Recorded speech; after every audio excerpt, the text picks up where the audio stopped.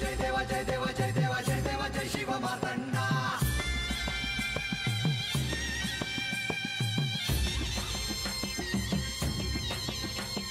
जय देवा जय देवा जय देवा जय देवा जय देवा जय शिव मार्तंडा. हरिवर्धन मल्हारी तुझी प्रचंडा. अगडदुम नगारा सोन्याची जेजुरी देव गेले जेजुरा निळा घोडा. अगडदुम नगारा सोन्याची जेजुरी देव गेले जेजुरा निळा घोडा. पावने तोडा कमरी कर पटा बिहिर मस्तकी तुरा. खोबऱ्याचा कुटका भंडाऱ्याचा भडका बोल अहंकारा सदानंदाचा येळकोट.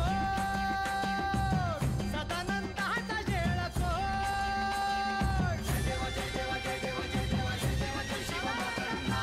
जय देवा जय देवा जय देवा जय देवा जय देवा जय शिव मार्तंडा. हरिवर्धन मल्हारी तुझी प्रचंडा. जय देवा जय देवा जय देवा जय देवा जय देवा जय शिव मार्तंडा. हरिवर्धन मल्हारी तुझी प्रचंडा.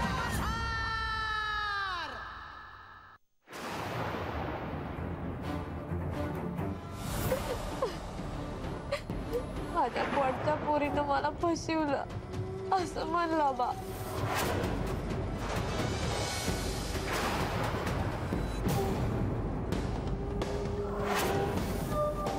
आता तुमच्या बिगर मला यातून कुणी बी वाट धावणार नाही हे ठाव आहे मला. खंडेराया मला वाट धावा.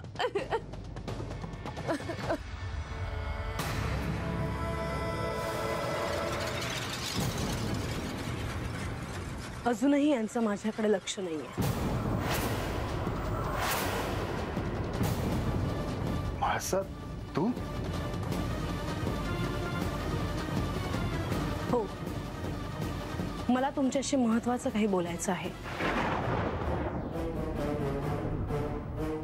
देवा मी येतो. थांबा प्रधानजी, तुम्ही देखील इथेच थांबा. तुम्ही असताना बऱ्याच गोष्टी स्पष्ट बोलल्या जातील.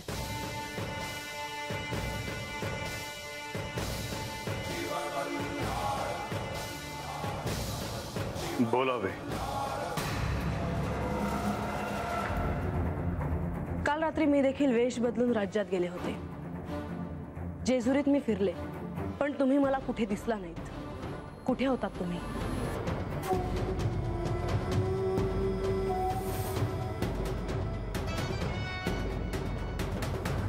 तुम्ही असे मौन का?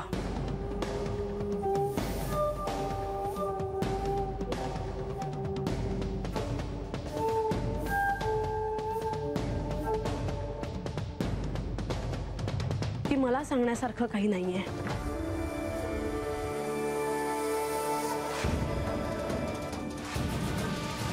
तुम्ही प्रधानजींकडे का पाहत आहात?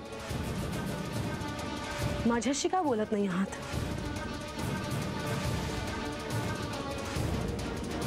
म्हाळसा मी काल रात्री गावातच गेलो होतो.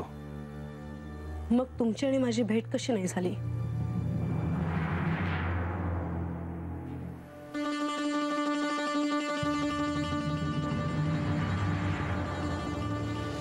म्हाळसा ते मी कसं काय सांगणार, पण एक गोष्ट मात्र खरी की मी जेजुरीतच होतो.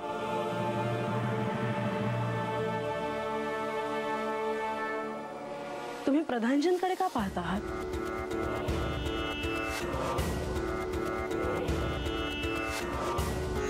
प्रधानजी, तुम्ही इथे बसा.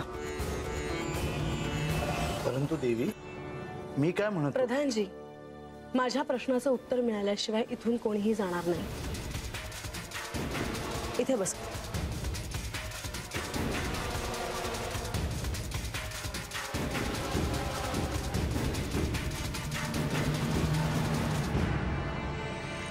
तुम्ही राज्यात जर वेश बदलून गेला होतात तर गडावर तुम्ही तुमच्याच वेशात मला कसे दिसलात?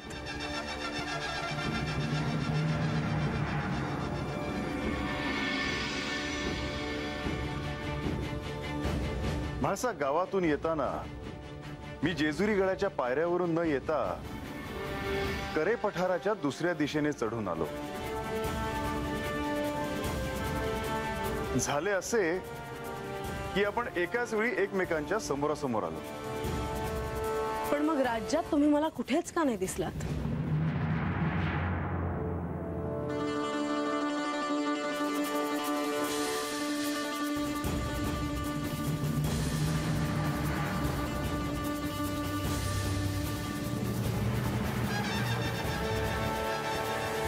म्हाळसा, मी दक्षिण दिशेला गेलो होतो.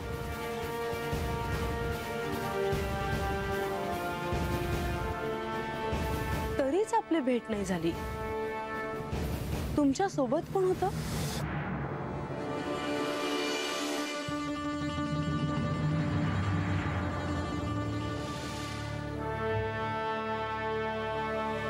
म्हाळसा, मी अशा प्रसंगी एकटाच जातो. देवी, तुम्ही आज सकाळी मला जे सांगितलं ते सगळं श्री खंडेरायांना तुम्ही स्पष्टपणे सांगावं असं मला वाटतं. तुमच्या मनात काही शंका असायला नको. याची कल्पना तुम्ही यांना आधी दिली असेलच. हो, राज्यात माझ्या पतीविषयी जर कोणी काही बोलत असेल तर ते मी सहन करणार नाही. देवी, मी काही बोलू इच्छितो. तुमच्या मनात आता बाणाईविषयी कोणतीही शंका नाही, पण त्यासाठीही तुम्हाला खूप वेळ लागला. श्री खंडेराय तुमच्या सतत सहवासात असून सुद्धा तुमच्या मनात जर संशय येऊ शकतो तर ती तर भाबडी प्रजा आहे. त्यांनी देवाला कितीही दूषणं दिली तरी सत्य वेगळंच आहे आणि हे तर तुम्ही जाणताच.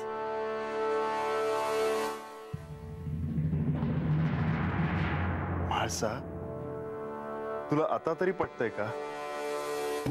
राज्यात माझ्याविषयी लोक काय म्हणतात ह्याकडे तू लक्ष नको देऊस. कदाचित मी ह्या गोष्टी खूप मनावर घेतल्या. मी येते.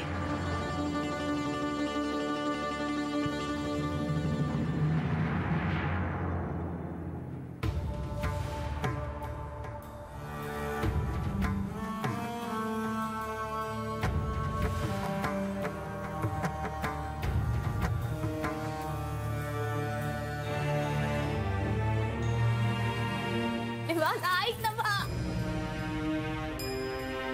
आजा,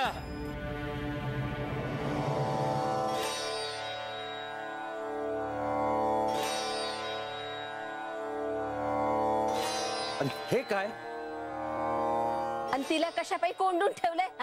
हा माझे, तिला कोणी बाहेर काढायचं नाही. अरे गप्र, मला सांगतोयस वय? गपगुमान बस हत. हा माझे, अरे पण का? मी सांगतोय म्हणून. अरे पर असं कशापारीच केलंस तू? ते मला आता त्याला नाही सांगता येणार. आम्हाला बी नाही वैर. नाही, मला कोणाला बी काय बी सांगता येणार नाही आत्ताच्याला. पोटच्या पोरी संग असं कोणी वागतं होय? ते म्या बघल. माया पोरीची कसं वागायचं ते म्या ठरवल. दुसऱ्या कोणी बी मला काय बी सांगाय न ग. आम्ही बी नाही. नाही,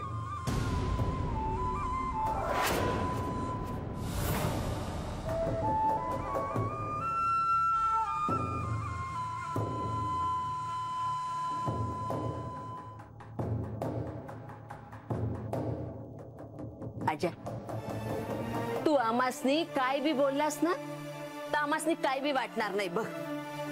पण जरा बानूचा विचार कर र. आता पातूर तू हाताच्या फोडावानी जपलंस तिला. मग मग आताच काय झालं र?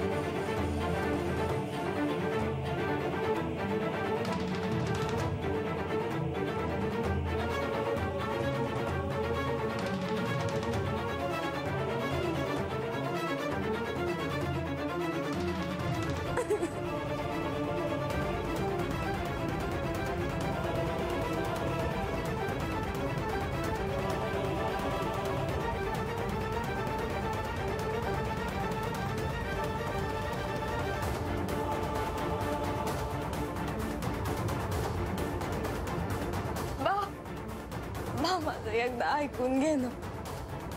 माझी चूक झाली. मी पाया पडते तुझ्या. अरे म्या काय माग हो, माग हो, अरे बाप मी माग हो.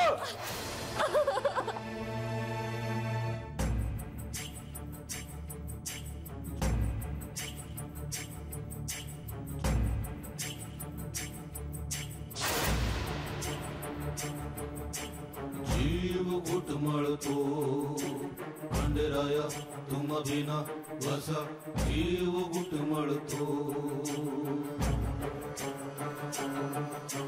जीव घुटमळतो खंडेराया तुम बिना. खंडेराय म्हणजे जगाचे पालनहार.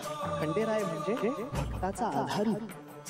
खंडेराय म्हणजे तेजाचे मूर्तिमंत देखणे रूप. खंडेराय म्हणजे सांब सदाशिव.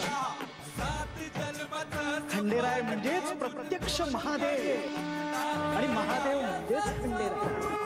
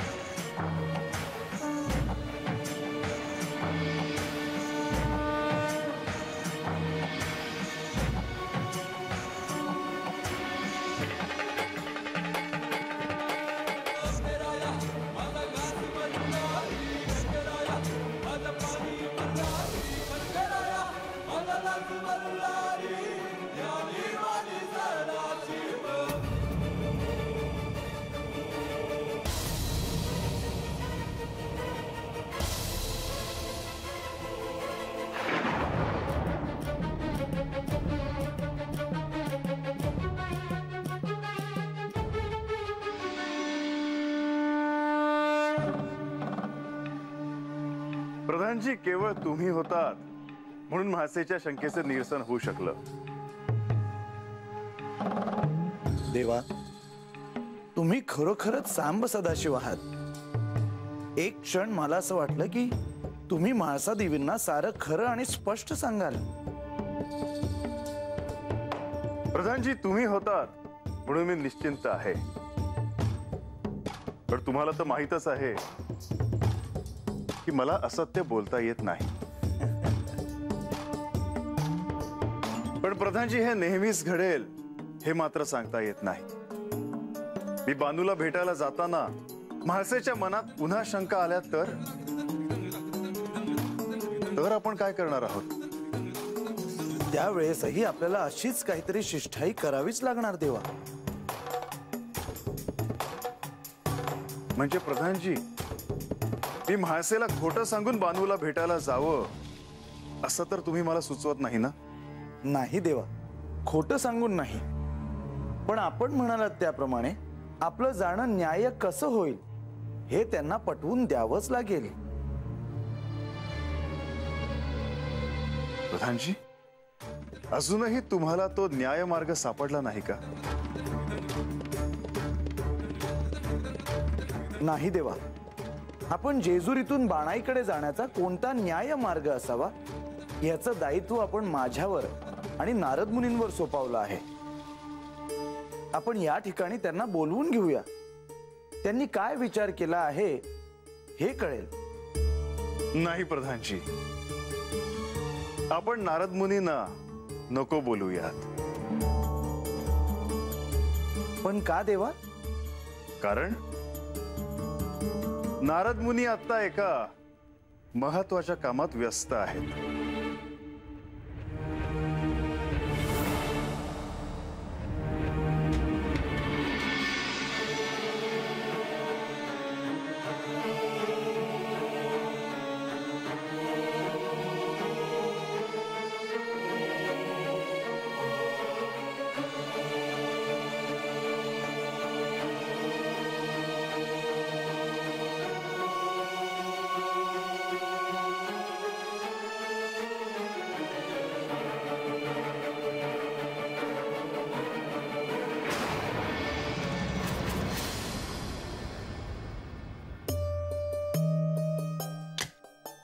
नारायण नारायण.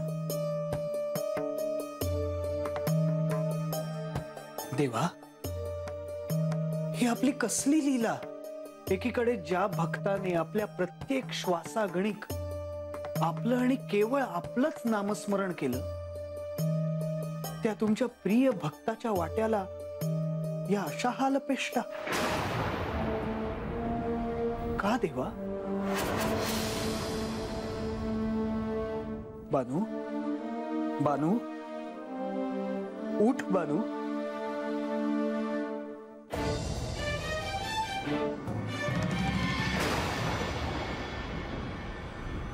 अरे गणू, ए गणू, अरे हे राग येणार नसेल तर की विचारू का तुला? अरे तुझ्या प्रश्नांची उत्तर देत बसू का मी? राहिलं आपलं, मग मी प्रधानजींना जाऊन विचारतो. म्हणजे तू आता तुझी बी चाकरी घालव आणि माझी बी घालव. विचार काय विचारायचंय ते? नाही, मला असं विचारायचंय, आपण तिकडे ते चंदनपुरीला गेलो एवढं चालत चालत, पण का गेलो, कशा पाय गेलो, कुणामुळे गेलो, आज पत्र मला काय कळलं नाही बघ. बस उठ, बस आता उठ. अरे आपण एवढंच करायचं. बस म्हणलं की बसायचं आणि उठ म्हणलं की उठायचं आणि झोप म्हणलं की झोपायचं. हे घ्या. उठ. नमस्कार. हे तुमच्यासोबत नवीन कोण दिसत आहेत? हे माझ्या वस्तीतले आहेत, माझ्यासोबतच असतात. होयजी होयजी. तुम्ही दोघं प्रधानजींबरोबर गेला होतात ना? गेलो होतो म्हणजे अहो गेलोच होतो. अहो वाटेमध्ये जाता आता वेश पण बदलला बघा. काय बोलतोयस तू? मग पुढे काय झालं? काय झालं? अहो काय नाही झालं म्हणून विचारा. अहो तिकडच्या वस्तीमध्ये बानू नावाची एक श्रीमंत बाई होती. हो, तिनं आम्हाला तिच्या घरात नेलं. चांगली उडबस केली बघा. लय झाक बकर कापलं आणि प्रधानजीनं तसं गोडधोड खाल्लं. पण आम्ही बकरं म्हणू नका, तांबडा रस्सा म्हणू नका. लय मस्त. काय बोलतोयस तू? माफ करा, गडावर घेऊन नवीन आहे ना, मग कुठे काय बोलायचं कळत नाही त्यासनी. असू दे असू दे, येते मी. नमस्कार. नमस्कार. गणूबा, तुला राग येणार नसेल तर विचारू का? काय विचारू नकोस. तुला ठाव आहे त्या कोण आहेत त्या? कोण? अरे त्या महालच्या देवीच्या गावच्या आहेत, त्यांच्या सोबतच असतात. आता मग चला. अरे गणूबा, राग येणार नसेल तर विचारू का? काय विचारू नकोस तू. हे मी काय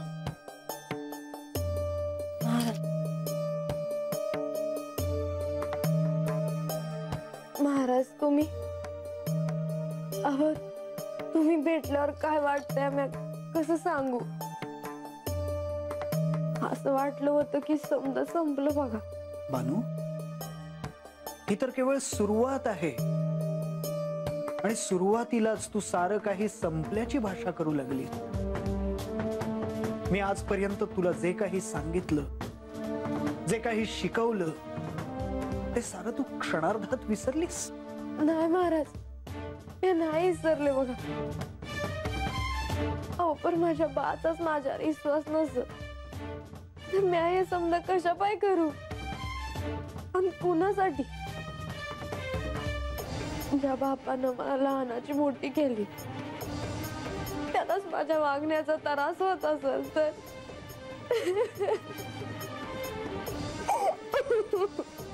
बाणाई, उठ, जागी हो. तुझ्या या कठोर परीक्षेत प्रसंगी तुला तुझ्या आप्तांच्या सुद्धा विरोधात जावं लागेल. हा संघर्ष सोपा नाही बानू. ही परीक्षा सोपी नाही. श्री खंडेरायांना प्राप्त करणे हे साधे सोपे कार्य नव्हे.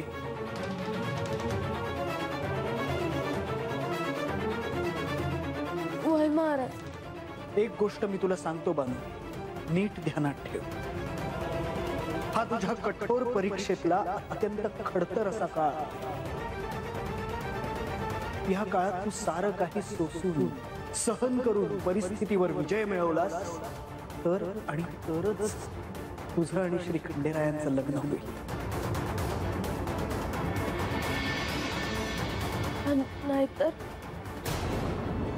नाहीतर हा विवाह होणे नाही.